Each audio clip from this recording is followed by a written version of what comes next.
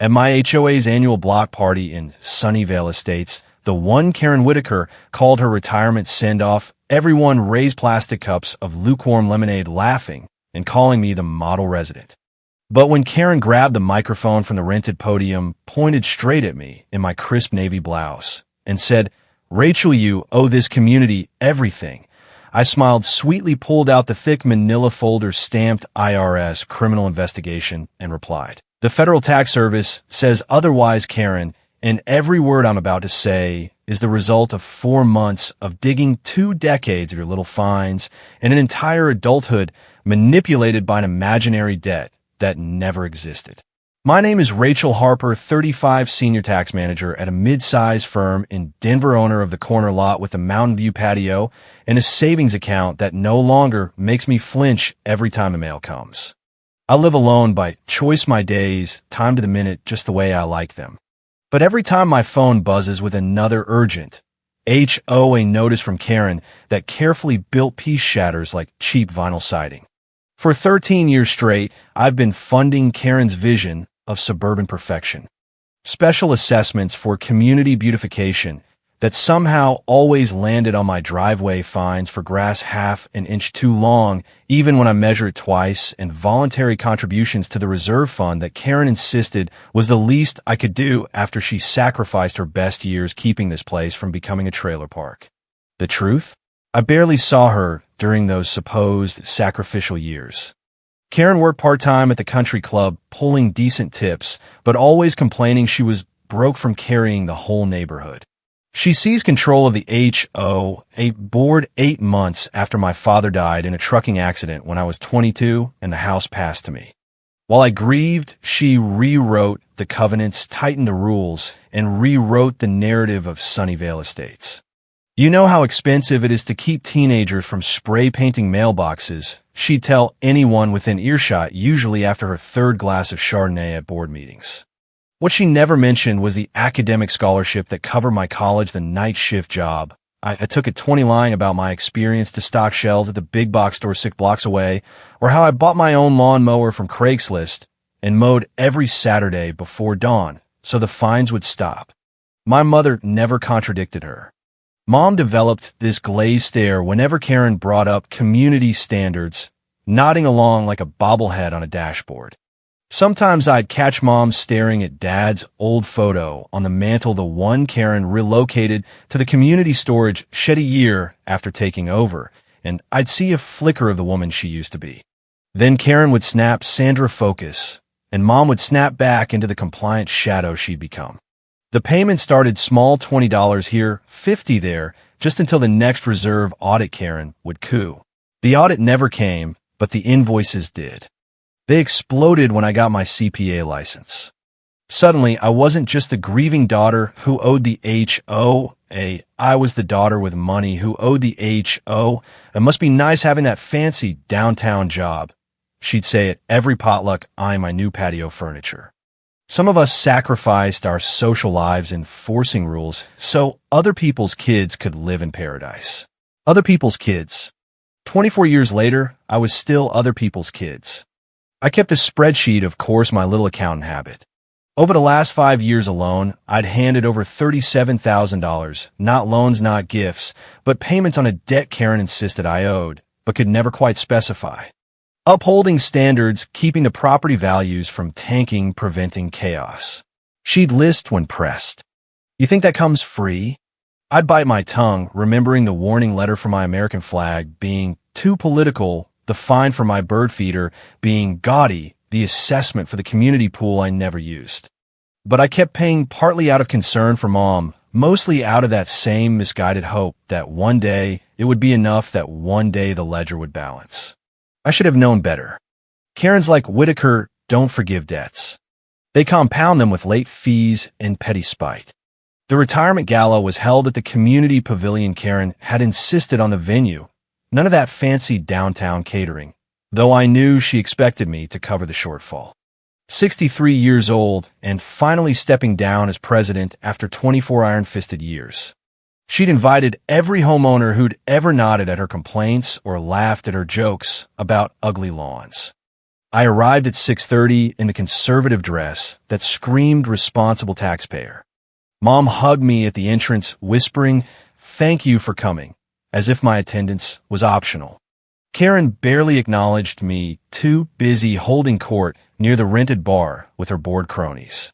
The room filled with the usual suspects, Karen's husband Mike, who shared her loud opinions, former board members who'd perfected polite tolerance, and neighbors who came for the free sliders. Mom fluttered between tables, refilling drinks and apologizing for nothing. Dinner was Karen's favorite overcooked chicken and watery pasta salad. I pushed food around my plate, listening to the fifth retelling of how Karen had told off a homeowner 10 years ago for an unapproved mailbox. The stories grew more heroic with each drink, Karen painting herself as the suburban warrior who never backed down. Then came the speeches. Her husband went first, rambling about loyalty and sacrifice. A former board member made generic comments about dedication. Then Karen stood, tapping her wine glass with a fork until the chatter died. "I want to thank you all for coming," she began, voice thick with Chardonnay and fake humility. 24 years of breaking my back for this community, and I finally made it to the finish line. Scattered applause. Mom smiled that vacant smile. But I couldn't have done it alone. Karen continued, eyes scanning until they landed on me. "Rachel, come up here." My stomach dropped. I shook my head, but Mom was already pushing me forward, whispering, "Please, honey, just go." I stood beside her, feeling like a prize lawn at auction. Karen threw her arm around my shoulders, heavy and possessive. "Everyone, this is the girl I raised," she announced. Came to me as a grieving 22-year-old after her daddy died. No one else wanted the responsibility, but I stepped up. No one else wanted the responsibility. As if my father's old friends hadn't begged to help with the transition. As if my aunt hadn't fought the board until Karen convinced everyone they were troublemakers. "Raising someone else's legacy ain't easy," Karen continued, grip tightening. "Cost me promotions, cost me friendships, but I did it anyway. Put roofs over heads, and enforced standards, kept property values sky high." The room murmured approval. Someone said, "Good woman." And now look at her. Karen gestured at me like I was her creation.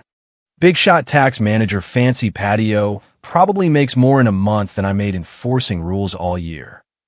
I corrected quietly, "tax manager." She ignored me. "The point is," Karen turned to face me directly, "she owes the HOA everything. She is everything she is. That's because I sacrificed my life to raise this community." The room went silent. Even the drunk uncle sensed the shift. Karen raised her glass. "So here's to debts that can never be repaid. Right, Rachel?" Everyone waited. Mom's eyes pleaded. Karen's challenged. I took the microphone gently but firmly. "Thank you, Karen," I said, voice steady despite the rage. "You're right. Some debts can never be repaid." I paused, meeting her bloodshot eyes, and some never existed in the first place. The confusion on her face almost made me laugh. I handed back the mic, kissed Mom's cheek, and walked out of the pavilion with 60 pairs of eyes burning into my back. In my car, I sat for 5 minutes, hands shaking. Then I made a decision. Karen wanted to talk about debts. Fine. It was time for a full audit of exactly who owed whom. The storage unit smelled like dust and forgotten covenants. I hadn't opened it in years. Mom had given me the key after we cleared Dad's things, saying she couldn't bear to throw anything away. Now, surrounded by boxes labeled in her careful handwriting, I understood why Karen had been so eager to help with the grieving process. I started with the financial documents. Dad had been meticulous, every receipt, every bank statement, every grant application for the original community endowment. The morning sun crept across the concrete floor as I sorted, building a timeline of Sunnyvale Estates before Karen. Then I found the Northwestern Mutual Community Foundation policy, dated 3 months before Dad's accident. Beneficiaries Sandra Harper and Rachel Harper. Payout $80,000 earmarked for perpetual maintenance and homeowner relief. $80,000. I stared until it blurred. We'd lived on ramen and generic cereal for years after Dad died. Mom worked double shifts at the hospital. I'd worn the same winter coat until the zipper gave out. Where had the money gone? I photographed everything, then drove to Aunt Helen's house, Dad's sister, whom Mom had mysteriously stopped talking to when I was 24. She answered in paint-covered jeans, face cycling through surprise, joy, and guilt. "Rachel, my God, come in. I've thought about calling you so many times. Why didn't you?" I asked, stepping into her sunny kitchen. Helen poured coffee with shaking hands. "Your mother made it very clear we weren't welcome." After Karen took over the board, she trailed off, studying my face. "Why are you here now?" "The community endowment money," I said. "Dad's foundation policy." "Do you know what happened to it?" Helen set her mug down hard enough to slosh coffee. "That woman told you about it." She disappeared into another room, returning with her own folder. "I kept copies of everything. Look, letters from lawyers, court documents, a petition dated 6 months after your dad's death. We tried to get a seat on the transition board," Helen said quietly. "Your grandparents and I knew something was wrong when Sandra suddenly had no access to the endowment despite the payout. Then she showed up to the meeting with Karen, claiming we were trying to steal the relief funds." Relief funds. The original covenant guaranteed monthly distributions until the community stabilized about $800 a month per founding family. Helen's jaw tightened. "Karen convinced your mother we only wanted the money. Said she'd take care of everything, that Sandra didn't need our interference. $800 a month for 7 years, plus the $80,000 endowment." The number spun like a slot machine. "We tried to stay in touch," Helen continued. "But Karen always intercepted. Said you didn't want to see us. That we reminded you too much of your dad. Eventually, Mom got a restraining order equivalent through the HOA arbitration. I remembered the sudden absence of holiday cards, the gifts that stopped coming. She told me you abandoned us," I whispered. Helen gripped my hand. "Never." I spent 3 hours piecing together the truth. Karen had appeared at Mom's most vulnerable moment, offering guidance that turned into total control. Joint HOA accounts only she could access, financial decisions Mom signed without reading, systematic isolation from anyone who might notice. That night, I pulled Karen's HOA financial reports, a perk of the power of attorney Mom had given me during her surgery 2 years ago. What I found would have been hilarious if it weren't criminal. She'd claimed special hardship distributions from the endowment for years after I'd moved in. Reported income that didn't match the bank statements. Failed to report the relief funds that should have gone into a trust for founding families. But the smoking gun came from a casual Facebook post by Karen's former board treasurer 3 years ago. "Funny how my ex-president suddenly had money for a new golf cart right after helping that widow. Must be nice to inherit someone else's endowment." I sat back in my home office, surrounded by evidence of embezzlement spanning 2 decades. Karen hadn't just stolen money, she'd stolen Dad's legacy, my connection to the founding families, all while demanding gratitude for the privilege. I opened a new spreadsheet, this one, tracking every illegal transaction, every falsified violation, every stolen dollar. By sunrise, Karen's debt to the IRS made my supposed debt to the HO it look like pocket change. She wanted to talk about what I owed her. Fine. But first we were going to discuss what she owed everyone else. The firm's break room hummed as I spread my findings for Marcus, my mentor, who specialized in nonprofit tax fraud. He'd been my guide since I joined. "Jesus, Rachel," he muttered, flipping pages. "This is extensive. 24 years of fraud," I said, stirring sugar mechanically. "Embezzlement, identity, theft, misuse of 501c funds." She even opened vendor accounts in the HOA's name without board approval. Marcus pulled out one form, whistling low. "Claimed the endowment as her personal hardship relief until you were 30 while you filed your own returns and collected relief that should have been in trust. About $67,000 total plus the $80,000 endowment." I paused, letting the numbers land. "She's been living off my dead father's vision for over 2 decades. What do you want to do?" Marcus asked, though he already knew. "I want her to pay legally every penny plus penalties and interest." Marcus leaned back, calculating. "Once the IRS starts, they won't stop at her. Your mother's name is on some filings. She was manipulated," I said firmly. I have documentation of diminished capacity during grief, plus evidence Karen isolated her. Any prosecutor will see she's a victim. You prepare for the fallout. Family gatherings are about to get uncomfortable. I laughed bitterly. What family? Karen made sure I didn't have one. Over the next 2 weeks, Marcus and I built an airtight case. We consulted IRS, criminal investigators, provided evidence of willful evasion, and created a timeline of deliberate fraud. The assigned investigator director, Kathleen Torres, took one look at the forged signatures and fast-tracked the audit. Meanwhile, I played the perfect resident. When Mom called asking for help with Karen's latest special assessment, I apologized, claiming work was overwhelming. When Karen texted demanding why I was being selfish, I sent vague promises. Money troubles. She texted at 11:45. Guess that fancy job isn't so fancy after all. Something like that. I replied, smiling at the irony. The truth was I'd never been more secure. But Karen didn't need to know. Let her think I was struggling. Let her believe her narrative that without her rules, I was nothing. I used the time to quietly protect Mom. Met with a divorce equivalent HOA exit lawyer, opened a separate account in Mom's name, funded 3 months of expenses, gathered documents of financial abuse. The hardest part was maintaining normalcy when every instinct screamed to confront. During the monthly board meeting, a command performance I couldn't skip, I sat across from Karen as she bragged about her retirement plans. Thinking about a cruise, she said, sawing at her salad. Something nice. I earned it after all those years of sacrifice.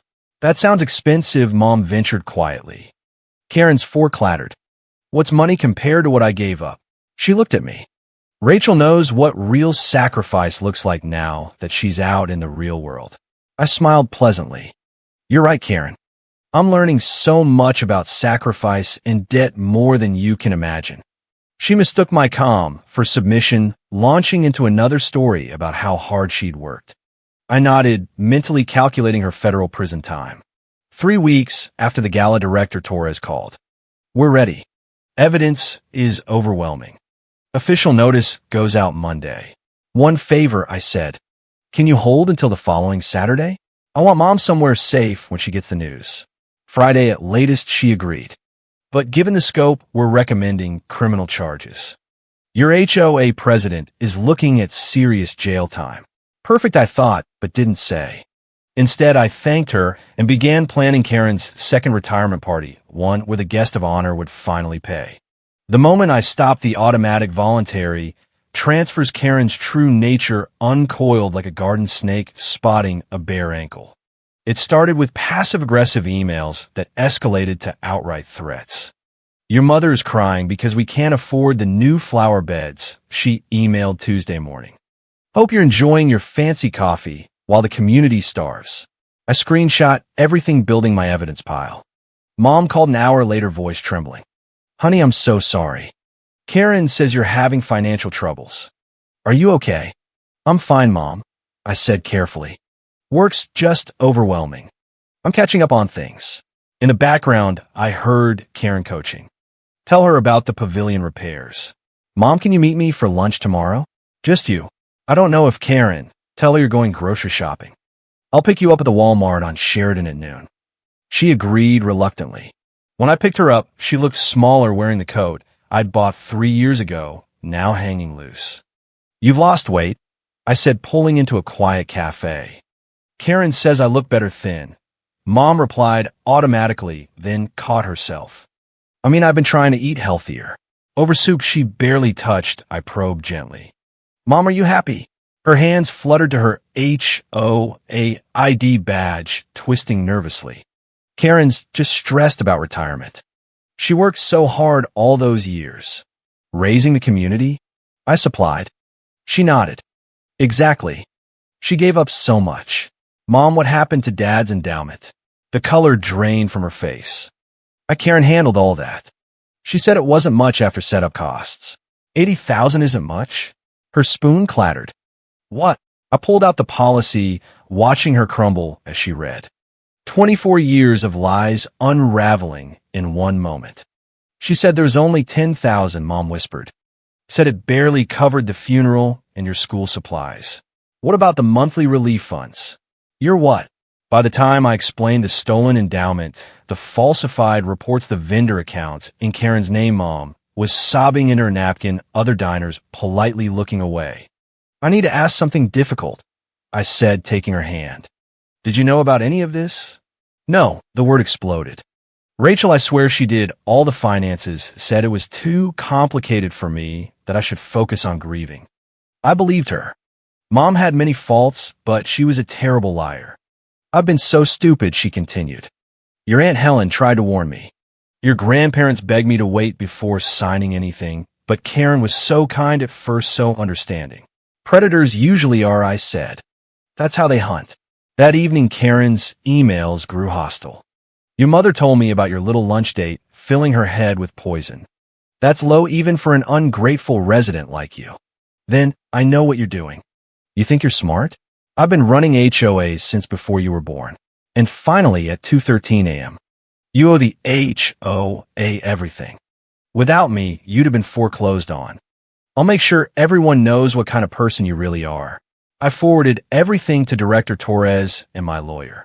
Karen was digging her own grave with every keystroke. Mom called the next morning whispering. She knows I know about the money. She's furious. Says you're trying to destroy the community. Pack a bag, I told her. Essential documents, medications, some clothes. Hide it somewhere she won't look. Rachel, I can't just leave. You don't have to. Not yet. Just be ready. Can you do that for me? She agreed, voice small and frightened. I hated Karen more in that moment than in 24 years. Not just for the money, but for reducing Mom to this terrified woman sneaking around her own neighborhood. The next few days were torture. Karen called my office, leaving voicemails about community loyalty and ungrateful homeowners. She showed up at my gate, but security turned her away. She even contacted my ex on Facebook, spinning tales about my mental instability and pathological lying. Each action added another nail. Director Torres was particularly interested in what she called witness intimidation. She's making this very easy, she said during our final meeting. The threatening emails alone could add obstruction. I smiled grimly. Karen always did like to talk too much. I want to make things right, I told Mom Thursday evening. Let me host a dinner apiece offering Saturday night at Morello's downtown. Oh, honey, I don't know if Karen will agree. Tell her I want to apologize. Tell her I've been thinking about everything she's done for the community, and I want to acknowledge it properly in front of people who matter. She called back an hour later. She says yes, but she wants to invite her board and some friends to witness your apology. Perfect. The more witnesses, the better. I reserved the private dining room at Morello's upscale Italian with excellent acoustics. Then I made another call to Director Torres about Saturday's dinner. She listened, chuckling softly. MS. Harper, you have a flair for the dramatic. I'll arrange Agent Martinez. He'll be dining alone at the next table. Purely coincidental, of course. Saturday arrived gray and drizzling. I dressed carefully, a conservative black dress that said successful, but not flashy. The manila envelope in my briefcase held 23 years of evidence, condensed into a devastating summary. I arrived early, watching from the bar as Karen's group assembled. Her husband, Mike, and two board cronies, both sharing her thick neck and suspicious eyes. 3 former members who looked uncomfortable in dated blazers. Mom, wearing the pearl necklace Dad had given her. Karen entered last, clearly pre-gamed. Face flushed, walk unsteady. She spotted me and spread her arms wide. There she is. The prodigal resident returns. I stood smoothing my dress. Hello, Karen. Thank you for coming. She grabbed my shoulders, squeezing just hard enough to hurt. Wouldn't miss it. Your mother says you have something to tell me. I do, but let's eat first. Dinner was excruciating. Karen held court, retelling her favorite stories about my teenage years, each one painting her as the long-suffering saint and me as the difficult burden. Her board laughed too loud. Mom pushed food around her plate. At the next table, Agent Martinez typed on his phone, seemingly oblivious. Finally, over tiramisu and coffee, Karen clinked her spoon against her wine glass. So Rachel, your mother, says you wanted to say something. I stood picking up my briefcase. The room quieted. Yes. I've been doing a lot of thinking since your retirement gala, about debts, about what we owe each other. Karen leaned back smirking. Good. It's about time. I pulled out the manila envelope, setting it on the table. You're right. It is about time. Time to discuss the $80,000 in endowment you stole. The $67,000 in monthly relief funds that never made it to the trust. The $40,000 in vendor debt you rang up in the HOA's name. The smirk slid off her face like cheap paint. The fraudulent tax returns where you claimed special hardship for 17 years. The unreported income. The identity theft. I opened the envelope, spreading pages across the table. It's all here, Karen, every receipt, every forged signature, every lie. You ungrateful little, I'm not finished. My voice carried clearly through the silent room. You said I owe the HOA for keeping standards high. Let's talk about how you isolated me from the founding families who wanted to help. How you convinced my grieving mother that her in-laws were trying to steal relief money. Mom gasped. Karen's face went purple. You want to discuss debts? I continued. According to the IRS, you owe approximately $187,000 in back taxes, penalties, and interest. That's not including criminal charges for tax fraud, embezzlement, and financial abuse of a nonprofit. This is entrapment. Karen roared, standing so fast her chair toppled. You set me up. You and your fancy law firm buddies. Agent Martinez appeared at our table, smiling pleasantly, pulling out his badge and thick envelope. MS. Whitaker, I'm with IRS Criminal Investigation. This is a notice of federal tax audit and a summons to appear. You want to contact a lawyer. The room exploded. Karen's board jumped up, shouting about setups and community loyalty. One former member quietly slipped out. Mom pressed hands to her mouth, tears streaming. Karen lunged toward me, but Martinez stepped between. Ma'am, I'd advise against any aggressive actions. They won't help your case. You vindictive bitch, Karen snarled over his shoulder. After everything I did for you, what you did to me, I corrected. And to my mother and to my father's memory, yes, Karen, I'm vindictive. You taught me well. Debts must be paid, every last penny. The private dining room looked like a bomb had detonated. Karen's husband, Mike, was screaming about betrayal while another board member tried to grab the documents. The former members vanished, leaving half-eaten desserts. Mom sat frozen, staring at the financial evidence like tarot cards of doom. This is a setup, Karen shouted, spittle flying. You and your fancy law firm. Agent Martinez remained calm. Ma'am, no one entrapped you into filing fraudulent returns for 2 decades. Save your arguments for the hearing. Sandra, Karen whirled on Mom. Tell them how I saved you both. How I took care of everything. Mom's voice came out a whisper. You said the endowment was only $10,000. You said Rachel's father left nothing but debts. I was protecting you. Karen's desperation reeked stronger than her Chardonnay. You were a mess. You couldn't handle the truth. I interrupted. She couldn't handle knowing you stole her daughter's inheritance, that you've been living off a dead man's vision for 24 years. Karen's face contorted into something ugly. Everything I did was for this community. You'd have been nothing without me. Nothing. Actually, I said, pulling out one final document, I'd have been about $4 million richer. That's what your help cost me, not counting interest. Mike stepped forward, fists clenched. You're going to destroy her over money. She's community. No, I said quietly. She's a parasite who attached herself to a grieving widow and an orphan daughter's legacy. Community doesn't steal. Community doesn't isolate. Community doesn't demand payment for basic human decency. Mrs. Harper, Agent Martinez addressed Mom gently. We'll need to speak with you, but our investigation shows you were likely unaware. You'll want separate counsel. That snapped Karen's last thread of control. If I'm going down, you're coming with me. Sandra, every return has your signature. Forged signatures, I clarified. I have handwriting analysis. Mom's real signature versus the ones on the fraudulent filings. Quite different when you look closely. The room fell silent except for Karen's heavy breathing. Her board had backed away, suddenly finding the exit very interesting. Agent Martinez gathered documents methodically. MS.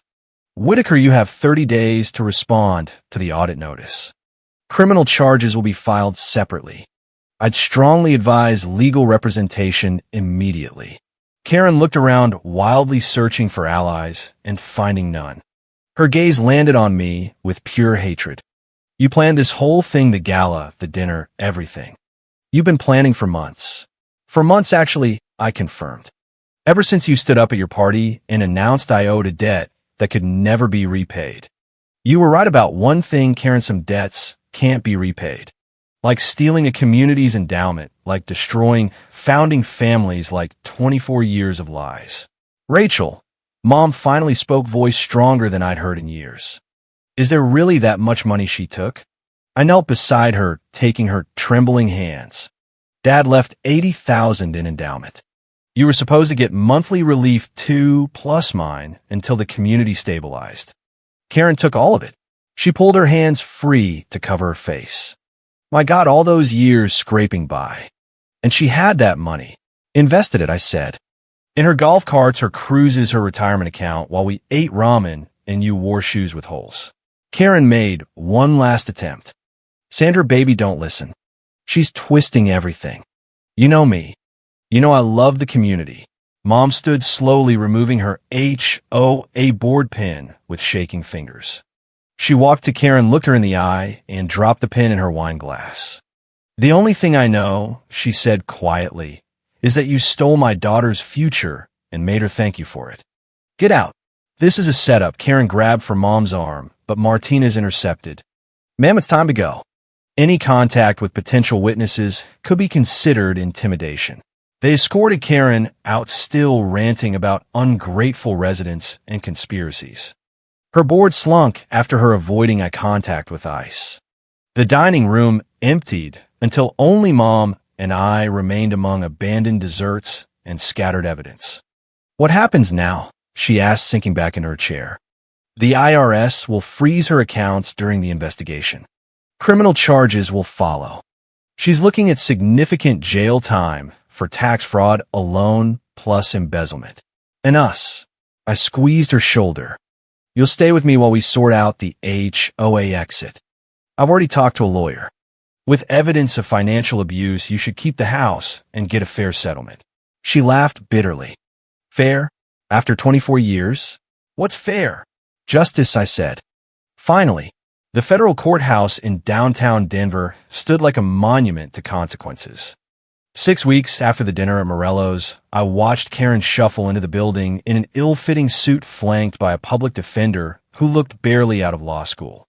Her board was nowhere to be seen. The IRS had moved with surgical precision.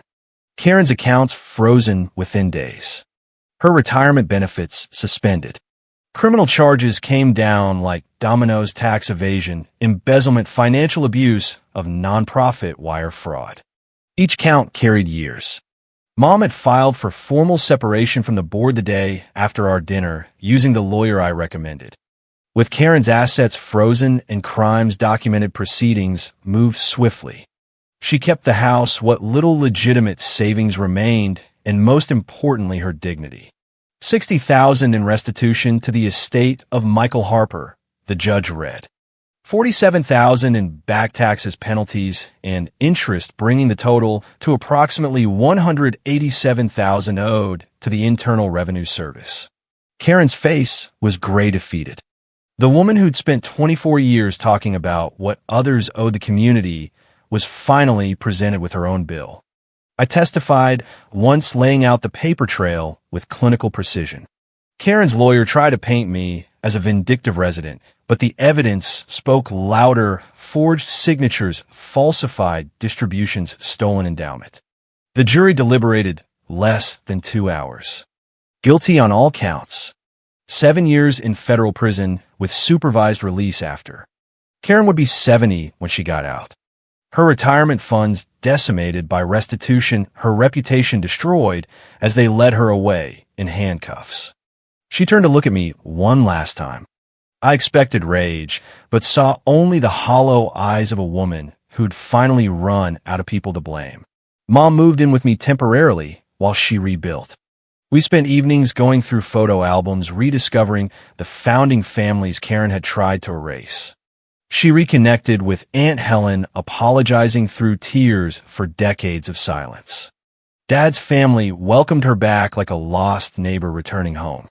"I found something," Mom said one evening 3 months after Karen's sentencing, handing me Dad's leather journal.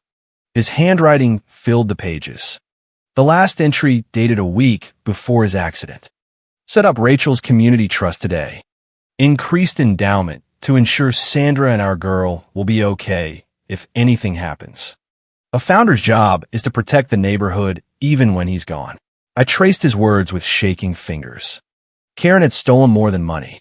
She'd stolen Dad's final act of love, perverted it into a weapon of control.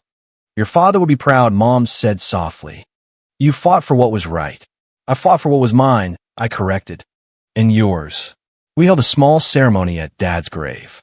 Just family, his real family, Aunt Helen, my cousins, my grandparents who'd lived long enough to see justice. We told him Karen was gone, that his daughter had grown up strong despite everything, that the debts had finally been settled. 3 days later, I changed my phone number, deleted my social media, and submitted paperwork to legally restore my father's surname. Rachel Harper. Not Rachel Whitaker. Never Rachel Whitaker. The last I heard, Karen was working in the prison laundry, earning 35 cents an hour toward her restitution. At that rate, she'd need 16,000 years to pay it off. The math seemed fitting for a woman who'd spent decades calculating imaginary debts. Mom sent one final letter to her through her lawyer. I never asked what it said, but she seemed lighter afterward, like she'd finally exhaled after holding her breath for 24 years. As for me, I sleep peacefully now. No more guilt-laden notices demanding money. No more emotional manipulation disguised as community obligation. No more Karen. She was right about one thing, though. Some debts can never be repaid. The childhood she stole, the father she erased, the community she destroyed. Those ledgers will never balance. But watching her shuffle in a federal prison, knowing she'd spend her golden years paying for her crimes, that was interest enough for me. The IRS agent had asked once if I felt vindictive pursuing Karen so relentlessly. No, I'd answered honestly. I feel like an accountant. The books needed to balance. And finally, after 24 years, they did. Karen thought she'd taught me about debt and obligation. She had just not the lesson she intended. She taught me that when someone spends decades taking what isn't theirs, eventually the bill comes due. And when it does, you better have exact change. Thank you so much for listening to my story. I'd love to know where you're tuning in from. Drop a comment below and let's connect. If this HOA Karen drama resonated with you, please subscribe and share your thoughts. Have you ever dealt with financial manipulation in your homeowners association? How did you handle it? Your experiences matter, and I'd love to hear them in the comments.